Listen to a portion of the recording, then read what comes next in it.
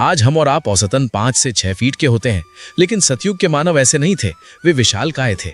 शास्त्रों के अनुसार उस समय एक साधारण मनुष्य की लंबाई 21 हाथ यानी लगभग 30 से 35 फीट होती थी। उनकी हड्डियों में वज्र जैसी मजबूती थी और उनकी नसों में बहने वाला रक्त किसी भी बीमारी से मुक्त था।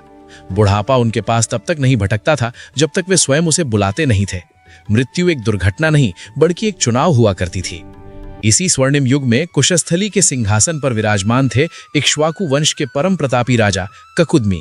राजा ककुदमी कोई साधारण शासक नहीं थे, वे राज ऋषि थे, यानी एक ऐसा राजा जो ऋषियों की भांति तपस्वी भी था।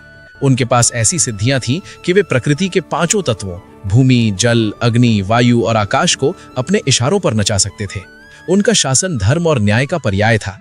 उनके राज्य में शेर और गाय एक ही घाट पर पानी पीते थे, क्योंकि राजा के तेज से पशुओं के मन से भी हिंसा समाप्त हो चुकी थी।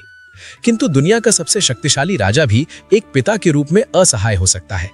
राजा ककुदमी के जीवन में सब कुछ परिपूर्ण था सिवाय एक चिंता के, और वो चिंता थी उनकी एकमात्र पुत्री राजकुमारी रेवती।